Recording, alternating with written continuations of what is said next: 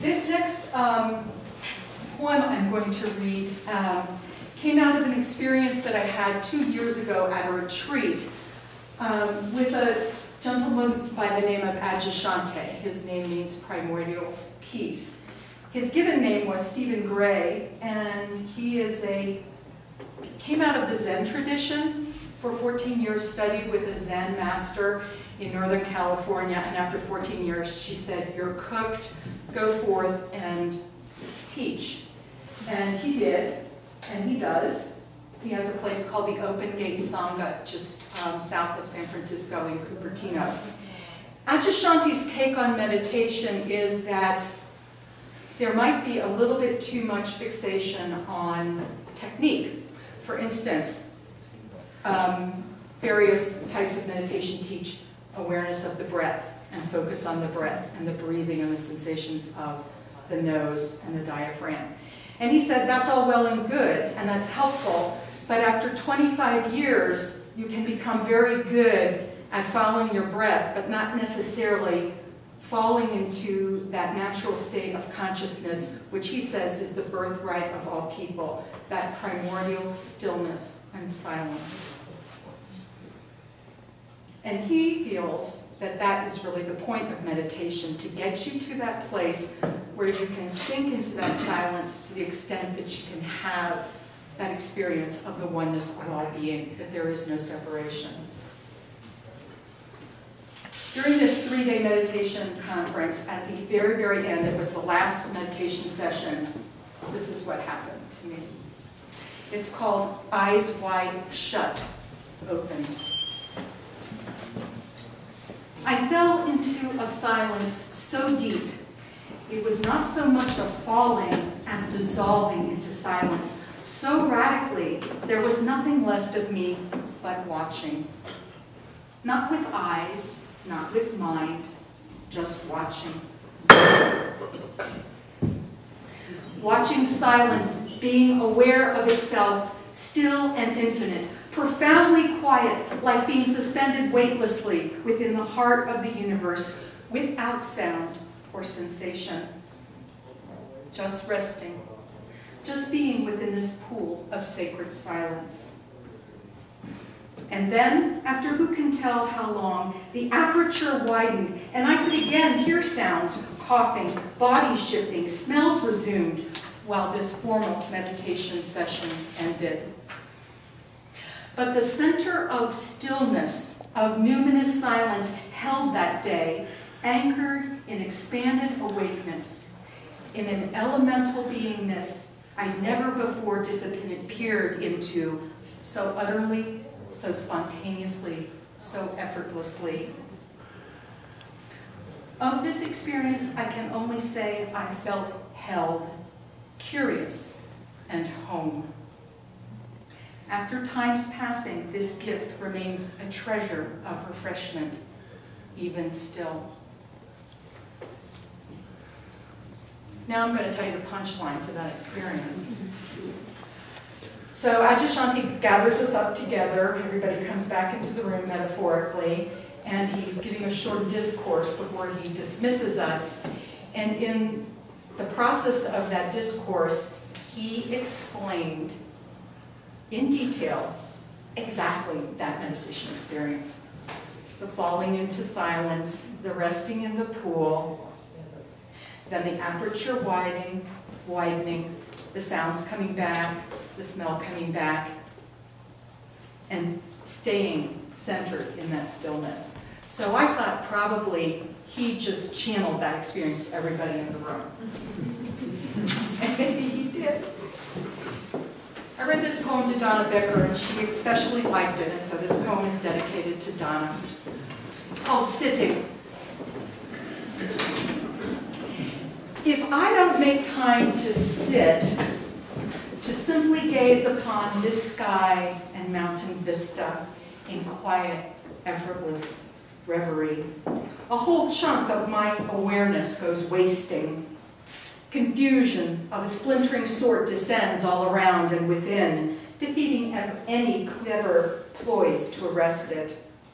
But there is one antidote, I know, to this wasting illness, to sit in perfect, innocent stillness and breathe, to become centered in a more spacious, forgiving reality once again, to sit in perfect, innocent stillness and breathe, to become centered in a more spacious, forgiving reality once again. Thank you, Donna.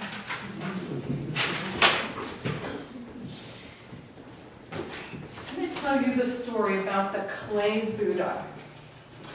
And this is a story that is recounted in this book called The Wise Heart by Jack Kornfield, a guide to the universal teachings of Buddhist psychology.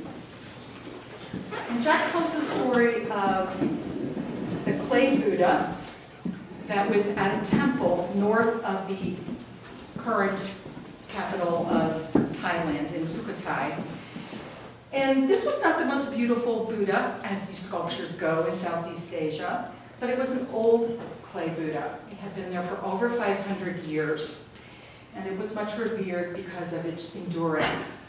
Horrible storms and monsoons and changes of government and chaos all around, but the clay Buddha endured and was much beloved by the people that came to retreat there and the monks that tended it. One summer it was particularly hot and dry, and the clay Buddha started to crack. So of an evening, one of the monks scurried up the Buddha with a flashlight, shone it into one of the cracks, and came back at him with this amazing light. And so they started peeling off the clay of the Buddha, and it turned out to be this amazingly beautiful golden Buddha, one of the most beautiful in Southeast Asia. And this is what Jack has to say. The monks believed that this shining work of art had been covered in plaster and clay to protect it during times of conflict and unrest. In much the same way, each of us has encountered threatening situations that led us to cover our innate nobility. Just as the people of Sukhothai had forgotten about the golden Buddha, we too have forgotten our essential nature. Much of the time, we operate from the layer of protective clay. The primary aim of Buddhist psychology and Buddhist practice is to help us see beneath this armoring and to bring out our own original goodness, our Buddha nature. Now, whether you call it Buddha nature or Krishna consciousness or Christ consciousness or the consciousness of your higher power, whatever that feels comfortable to you, you know as well as I do, you have a clay nature. Now, whatever that incrustation looks like, it might be fear, addictions, obsessive worries, self-judgmentalness, pettiness, delusions, sloth, cynicism, lack of charity, impatience. You put it whatever yours is, whatever yours is. We all have feet of clay. We all have a clay nature. But we can step out of our clay nature with awareness, with our breath, with embracing whatever that is that needs transformation, and we can step into our Buddha nature, our radiant nature, our essential self, out of which we can move and have our being.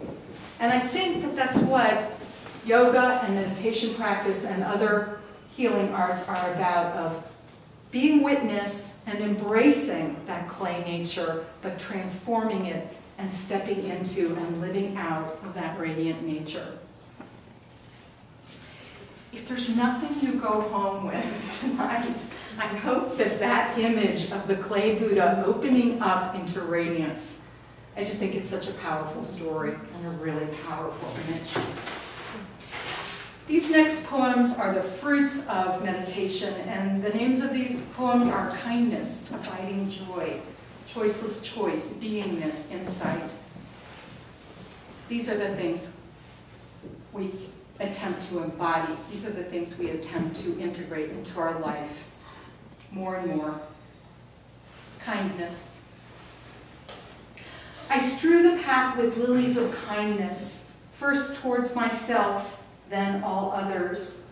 I remember the way is beautiful so much lighter when I drop my obsessive, self-circling worries and simply breathe into each present step of the way. I practice clear mind, open heart, clear mind, open heart, reminding myself of this teaching with each outgoing, each incoming breath. Each day, I strive to allow the honey of kindness its natural flow. It offers such sweetness to all beings every moment we open in awareness, no matter what.